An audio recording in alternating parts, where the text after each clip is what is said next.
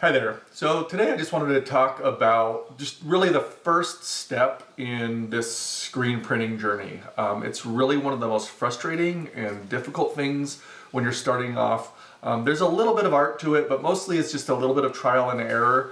And you'll see videos about people trying to give you suggestions on how long your burn time is going to be. And I can just tell you from experience that every situation is different. You're gonna have to figure out what works for you. You might get some ideas about where to start, but as far as your exact burn time, almost everybody's burn time is gonna be a little bit different. And there's just so many factors. What kind of emulsion you're using, how you're coating your screens, the color of the screen, what your humidity is in your shop or your basement or wherever you may be working.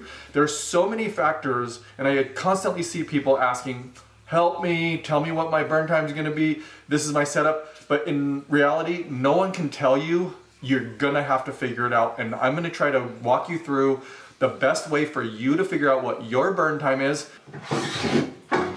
Okay, so one of the first things you want to do is just make sure that you have a consistent coat. So my screens, I coat 2 coats on the shirt side, and then 1 coat on the ink side. So I do 2 coats on this side, and then I flip it over and I coat it one side on the side. Every single time. That's just something that's worked for me, so that's the coats that I use. I do it the same way as similarly as possible every single time so that it won't affect my burn time. If you have a little bit thicker emulsion, it's gonna take a little bit longer to expose. If you wanna go, I know some people do 1 and 1. If you do that, it's gonna lessen the time a little bit. Again, this is just one of the 17 million factors that go into how long it's going to take you to burn. So the most important thing is just to start with a good base. And I would say just having a consistent coat, whatever it is that you decide to go with, make sure that you coat your screens the same way every single time. Okay, the next thing is my exposure unit. My exposure unit is going to be different than your exposure unit. That's going to be different than somebody else's exposure unit. Just the difference between the light being at this height and the light being at this height and the light being at this height is going to make a huge difference. So that's one of the other factors that's going to be specific to your setup. So this is a screen exposure calculator. This is a tool that we're going to use. I got this for free from Anthem Screen Printing. I downloaded it as a PDF and printed it on my printer. It's got nice dark lines. Basically, this is just a step calculator. We're going to figure out exactly where our best time is, and you'll be able to do this as well. So as long as you have something to print this out, you don't even need, this is a 13 by 19 sheet. You can do this on a regular 8.5 by 11. It works on either one. So depending on what you have going on, you can download this and use this. So this is going to tell us what our time is, and I'm going to show you how to use this. There's really good instructions on Anthem Screen Printing. So again, I got this from Anthem Screen Printing. I will put a link to their website and a link to this exposure calculator on the description.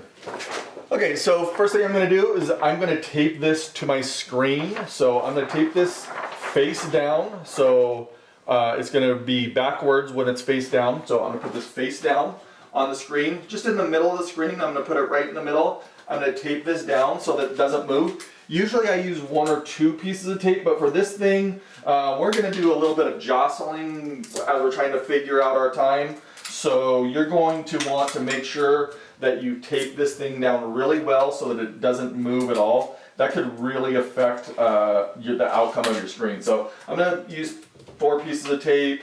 Make sure that it stays right where it's supposed to, and we're not going to have any movement in it. This is called Platen Pellon. This is very opaque. No light is going to get through this. You don't need to use this. You could just use anything that's very dark, and it's going to block all of the UV light. You don't want something that has some UV exposure through it. You want to make sure that this is completely opaque and no light is going to bleed through this. Okay, so I've got my exposure calculator taped down. It's well taped down because I'm going to be moving this thing around a little bit. We don't want it sliding around. So I'm out in the shop right now. I'll take it back into the dark room in a second. But I just wanted you to be able to see exactly what I'm doing. So this is every step between 1 and 10. And basically what we're going to be doing is we're going to be covering up all but the step that we're exposing right now. So as we go, we'll do this one, then we'll move it down. We'll do both of these. So the first time, this one will be getting exposed for a certain amount of time, and then they'll both be getting exposed, and then they'll both be getting exposed. So I know what my time is. My time is right at 70 seconds. So going off of the directions on the Anthem screen printing, you want to take the time that you think, that you guesstimate. I'm going to do more than guesstimate. I'm going to say 70 seconds. You're going to multiply that times 1.5. So that gives me 105 seconds. And then from there, you're going to divide by 10. So that's going to put me at 10 and a half seconds. So I'm going to say 11 seconds per step. So this first one, I'm going to cover.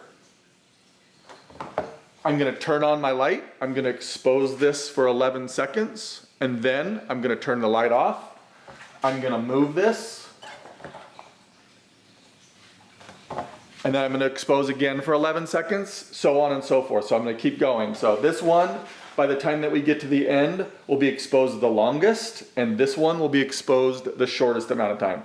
So when we get to somewhere around here, we're going to have what I actually think is my exposure time, and that's going to help us figure out exactly what our locked in time is. So I'm going to go back into the darkroom. I'm going to cover this up. One of the things I forgot to mention earlier is I'm going to use everything that I would normally use. So I have a piece of plexiglass that I put over my print, and I'm hopefully going to be able to just move this down slowly, expose the next one, move this down slowly, and expose the next one. So that way all of the conditions are the same. I'll be doing the same thing that I would be doing when I burn the screen. So we're gonna do the step test. We're gonna go through the whole step, and then I'll wash it out. Okay, so I'm all set up, I'm ready to go. So again, I'm gonna burn this for 11 seconds, and then I'm gonna move it down, and I'm gonna burn it for another 11 seconds, and then just go from there.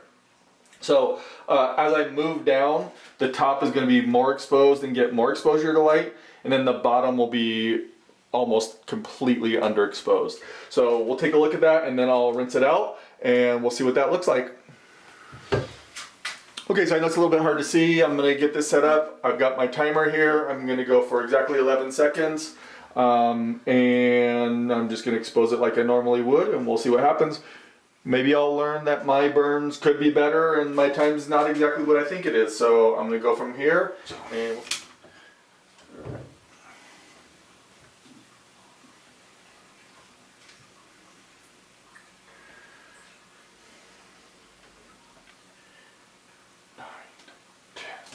11. Okay, so now I'm just going to move my Pillon down a little bit to the second one. Again, I know the angle's kind of tough, can't see exactly what we want to see, but alright. Okay, now I'm going to go, I'm just going to count, it's not working for me. Okay, 1, 2, 4, 7, 8, 9, 10, 11. Okay, and I'm gonna speed up the video, and I'm just gonna go step by step all the way through and hopefully get a great burn, and then I'll show you the washout process.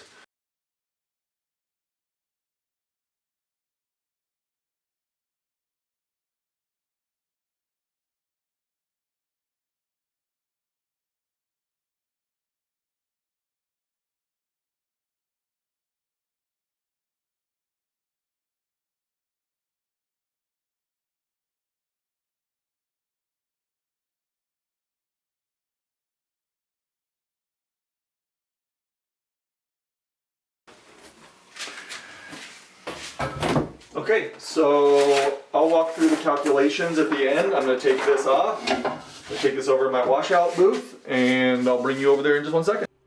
Okay, so the first thing I'm going to do is I'm just going to wet both sides of the screen with my hose. I just want to get it wet so that the emulsion starts loosening up. I'm going to do that to both sides of the screen, and then I'm just going to let it sit for 60 to 70 seconds just so that the emulsion gets loosened up, and then it becomes easier to wash out. Okay, so I'm going to rinse this out. The bottom one is 10 seconds, then 20, then 30, then 40, then 50, 60. I'm looking at right around here, this fourth and fifth area. It should be perfect. So I'm gonna rinse this out. It's really loud in the shop, so that's why I'm kind of doing a little voiceover. We'll see how this rinses out, and you can already see just by that first little squirt, that bottom is really underexposed, and it's gonna come out really quickly. And kind of be a mess. So we're not going to be able to use those bottom ones. I'm going to rinse this thing out and show you the results. Okay, so I'm washing this thing out. It's coming out pretty well. I jumped ahead a little bit, but this is the washout, the final washout. I really washed this thing out a little more than I normally would. I was really trying to see what I could do as far as clearing the entire screen. My guesses were pretty close. Between 3 and 4 was the best results as far as what the screen holds. This is a 110 mesh, so it didn't really hold the halftones. The halftones on this exposure calculator are really, really fine. I had a really hard time zooming in and getting a good focus. If you could focus, you can still kind of see it a little bit that the halftones have washed out just a little bit.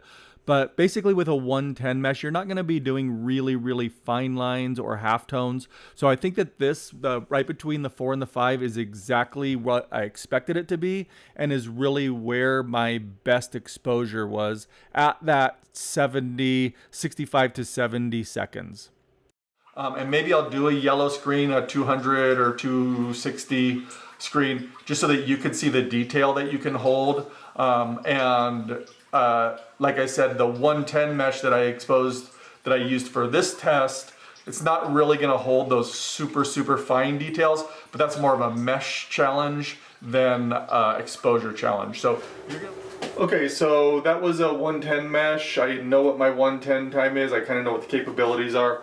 Now I'm gonna do a 200 mesh.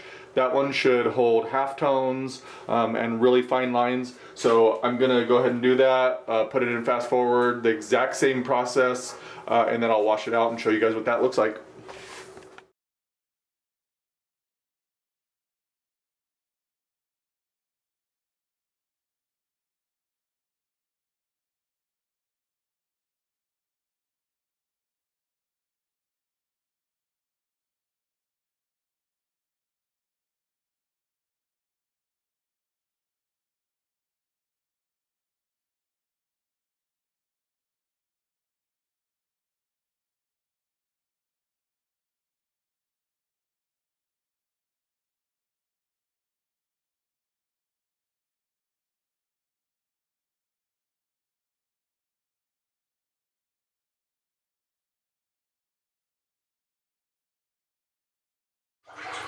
Okay, so I'm not sure how well this will come out on the video. I'm sure it sounds great when I'm inside my washout booth. But if you look here, this one's totally underexposed, totally washed out. Every step up from there doesn't look too terrible. I'm actually thinking maybe I overexpose my screens a little bit, but where I usually go is right here on this step right here. So trying to see if I can show it. The graphic looks great. The 4-point text looks perfect. I almost think that down here on the 6th step, which would be 11, 22, 33, 44, 55 seconds, is not bad either. Once I get up here to the 4th step, which is here,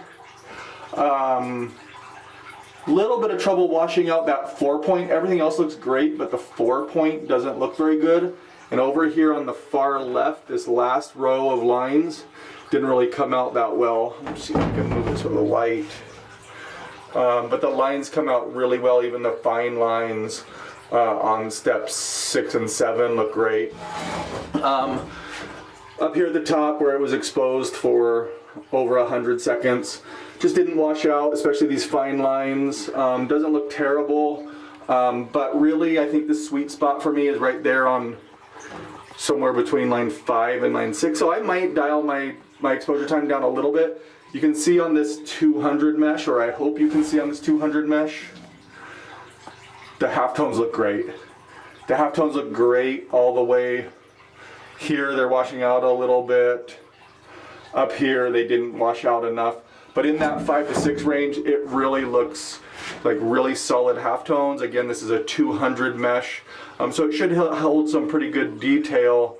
And at that exposure time, looks pretty good. So that's what it looks like on the 200 mesh. A little bit better than the 110 mesh, but they serve different purposes. And here's a close-up of the halftones between 4 and 5. You can just see they washed out really well. It's a really good halftone. And these are really small halftones, so I think it came out really well.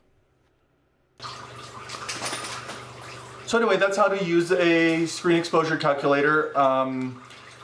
It was a little bit easier for me because I already had a pretty good idea of where to start at, but even I learned something today. It's just taking a little bit less time maybe than I think it did. I don't do a lot of halftones, but if I did halftones, I definitely would use a 200 mesh or a higher mesh count, and that way it'll hold details better. My 110 mesh looked good at 70 seconds, but again, you don't really use that 110 mesh to do halftones or really fine details. The whole point is to use a higher mesh count as you increase your detail. So that's something for another video or something else that you've explored elsewhere. So anyway, I hope that this was informative. Hopefully it'll help you dial in your times. I know that it's really, we're in an age where we should be able to pop onto Google or Reddit and say, hey, what is my exposure times? But I'm telling you, it is individual based on all of your settings, your exposure unit, your mesh that you're using, and the humidity in your shop, whatever it may be. There are just so many factors. You want to make sure that you dial in what is right for you and your environment. Anyway, I hope you enjoyed the video. I hope you got something out of it. Happy printing and have a great day.